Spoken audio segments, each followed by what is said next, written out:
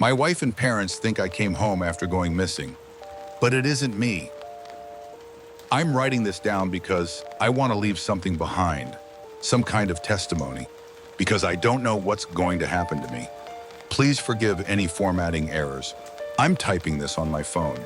I want you to understand, so that's why I'm telling the whole story from start to finish, or at least where I think it all started. I don't know what's happening to me or whether I'm still even here. Maybe this will help someone if they encounter the same thing I did. Whatever you do, if you see the tower, stay away. Back in the summer of 2024, my dad and I were out walking the South Downs in the UK. We've done a variation of this walk a good number of times. We normally have a fixed route, go up a particular road, turn right, walk past an old Iron Age fort, then loop back. It's about 4 miles in all across slightly hilly terrain. This time around, we decided to turn left. We don't normally go this way because, honestly, it always seemed like a more boring road. Why would you go on the road that doesn't include an Iron Age fort, after all? Anyway, we started along this new route, and for a while the walk was pretty boring. We were walking an exposed ridgeline, getting buffeted by wind, and the view was no better or worse than our normal road. Still, we kept going. We were both desperate for some fresh air, and actually ended up walking further than normal. I think maybe 3 or 4 miles in a single direction before we started to think about turning back. There were rain clouds on the horizon, and we'd be retracing our steps as there was no way to turn this walk into a loop without having to go along main roads with lots of traffic. Besides, we'd reached a natural end to the walk. We were at the edge of the ridgeline now, looking out across a valley through which ran a relatively busy road. Across the other side of the valley, the ground rose sharply into a hill, topped with a small patch of woodland and a huge radio mast. We were able to look up the mast later. It's just a commercial radio tower serving the local area. Nothing military or weird. I'd guess the hill was a mile distant from where we were standing.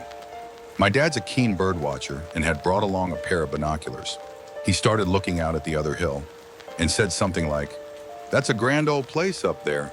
Have a look." He pointed to the hill opposite and handed me the binoculars. I aimed them in the direction indicated and was surprised to see a very old red brick tower, partially covered by the edge of the woodland. It would have had a commanding view of the countryside below, but it didn't look military. It looked like it had been built in either the 1500s or 1600s and was part of a church or manor house. It was difficult to see what condition it was in from where we were, but we were both absolutely intrigued by it. We'd looked at an old ordnance survey map of the area before, and neither of us could remember seeing any churches or major buildings on that hill, with the exception of the radio mast, obviously. We both love history and seriously contemplated clambering down the ridge, crossing the road, and climbing up the other side to look at the tower. But as I say, the weather wasn't looking great, the road was busy, and we had a fairly long walk across bad terrain to get back to the car. So we agreed we'd go back the following weekend, park the car at the base of the hill where the tower was located, and head up to explore. So the following weekend, we walked up the hill, past a small caravan site and past the radio mast, which was fenced and gated off, but it looked pretty boring. We couldn't see a path that'd lead us to the tower, so we had to go by memory and work out the rough direction we'd need to head. In the end, it involved walking through brambles and undergrowth and thickest part of the wood, but we made it. In front of us was a substantial red brick tower, perhaps 25 meters tall, or around 80 feet for those of you who don't use metric. It looked old, maybe Tudor, so 1500s, and was partially ruined. We could see that the top of it had crumbled a little.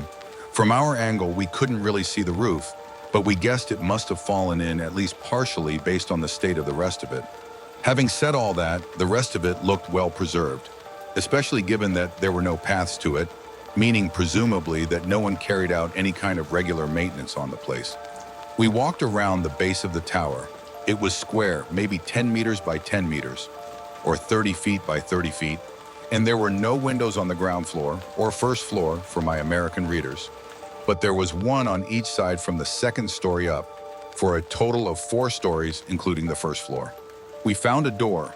It was fairly large, a little taller than me, I'm about 6'2", and in surprisingly good condition. I'd honestly expected the door to be rotted or partially collapsed.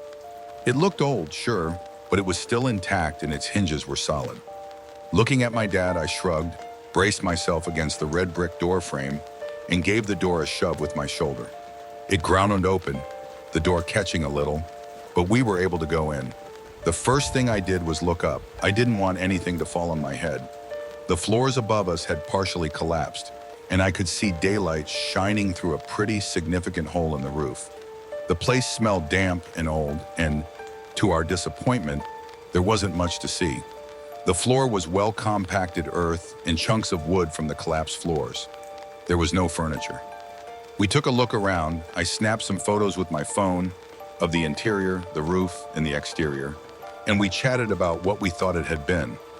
Our guesses ranged from a folly, a kind of mock castle built for decoration, but those had become popular in the 18th and 19th century, and this tower was too old for that, or part of an old manor house.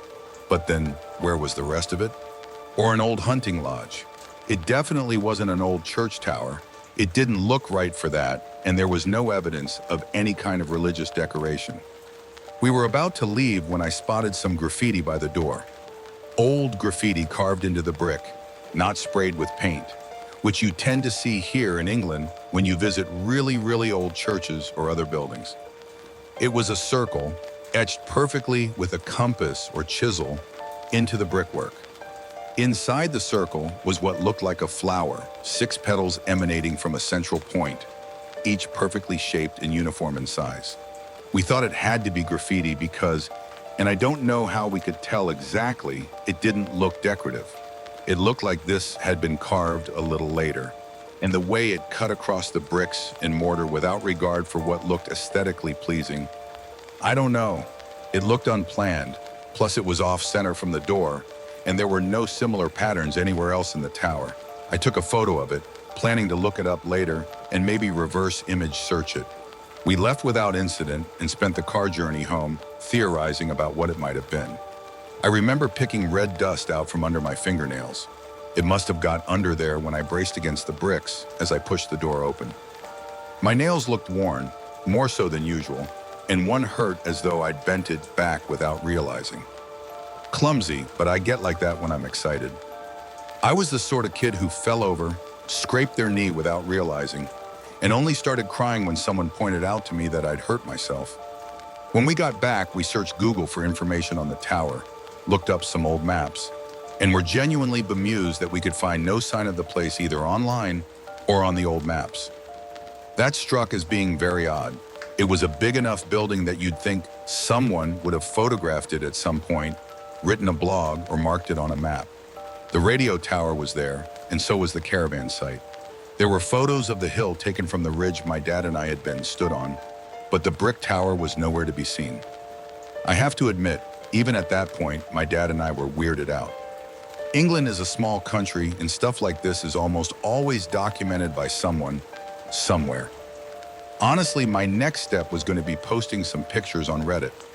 I was in the middle of doing so, in fact, when I realized the photos I'd taken were gone, as if they'd never even been taken.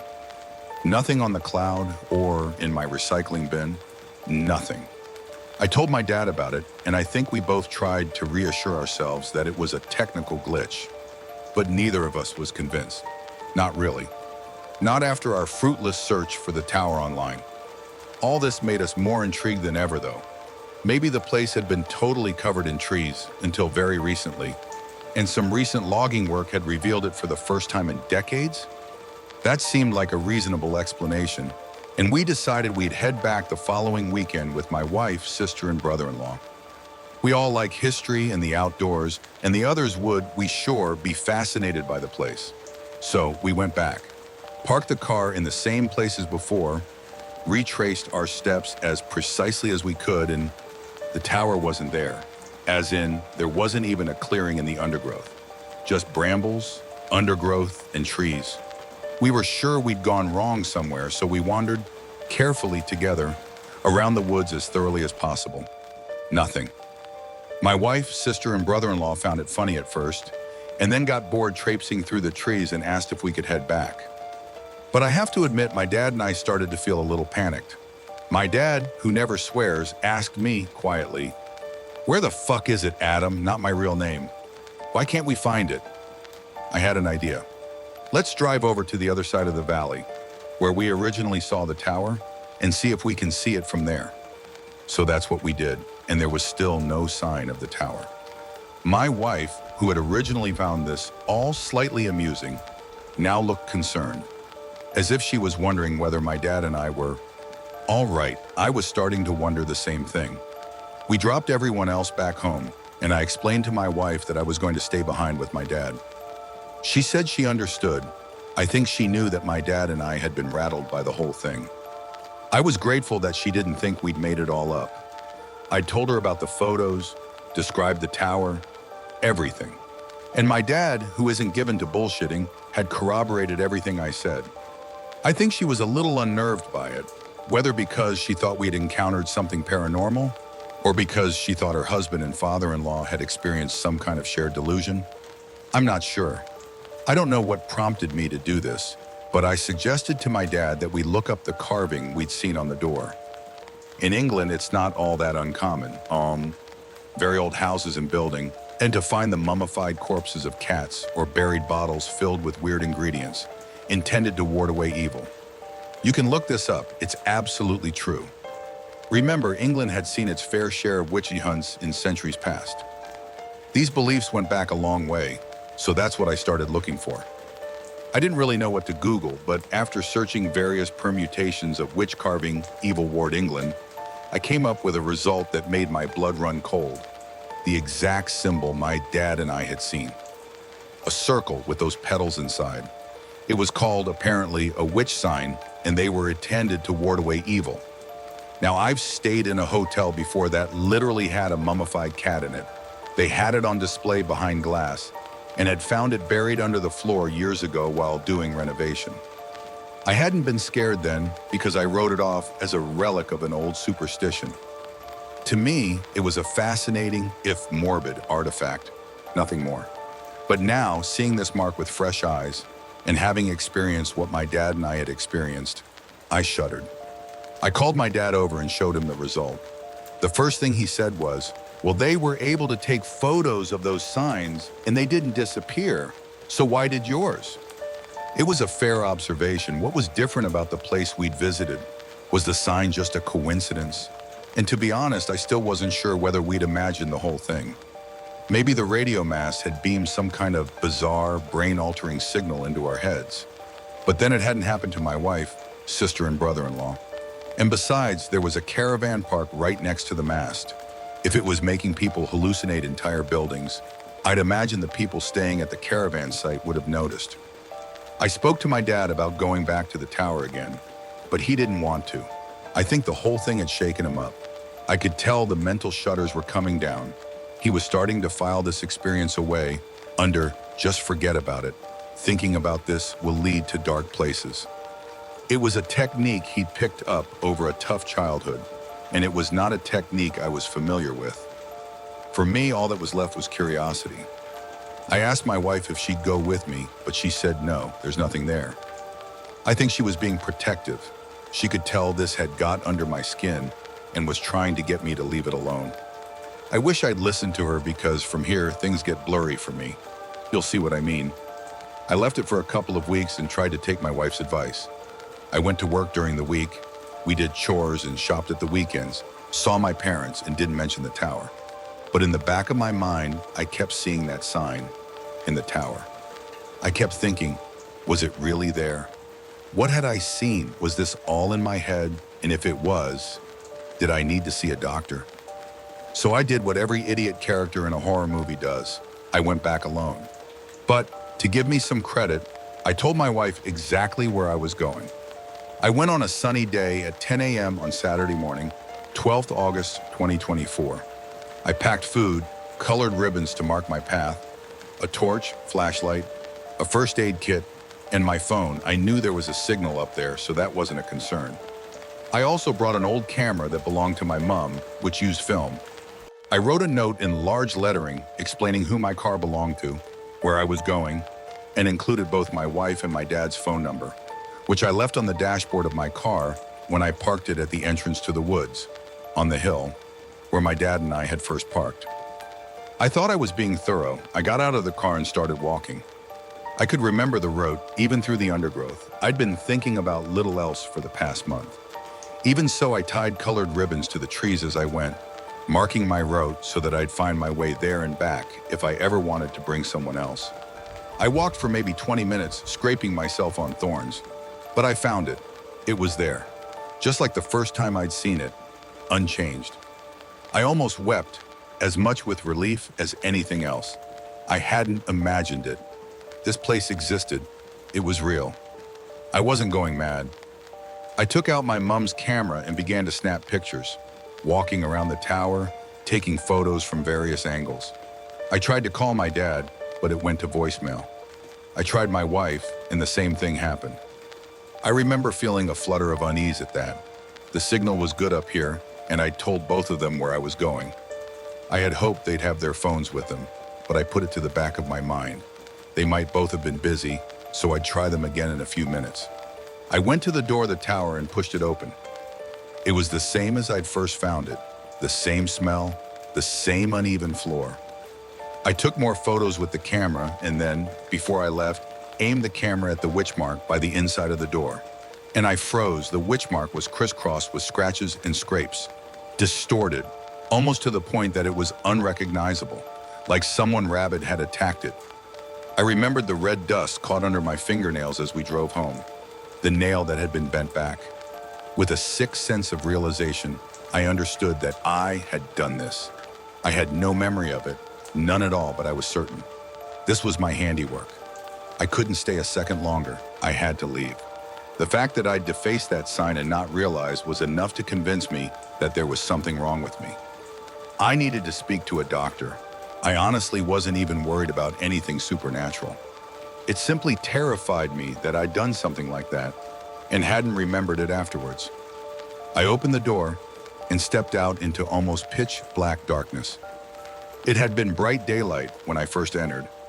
I must have been in that tower for almost 10 hours, but it felt like minutes. I think I began to hyperventilate. I took my phone out to check the time. It was 11 p.m. The palms of my hands started to sweat and my eyes began to sting with panicked tears. Something was very medically wrong with me, I thought. I had several missed calls, all from my wife. I called her back and she picked up almost immediately. She sounded like she was angry and that she'd been crying. "Where the fuck are you, Adam? Where have you been? Are you all right?" I tried to explain that I was at the tower, that it existed after all, but that I'd lost time and that I needed help. "How can you be at the tower? How did you even get there?" I didn't know what she meant. My mind was reeling. "I drove. I set off this morning, remember?" I reminded her. "Adam, that's impossible. The car is still in the driveway. It's been here for days. You've been gone for 2 days without saying anything to us. We had to call the police. We reported you as a missing person. Your parents and I have been worried sick. Your dad's been looking for you up at that fucking hill. How could you do this? Are you okay? How?" She paused. I heard her shouting to my parents. They must have come over to our house to be with her. She sounded excited. "Adam, what do you mean you're at the tower? I can see you walking up the driveway now." The call was cut off by a screech of interference.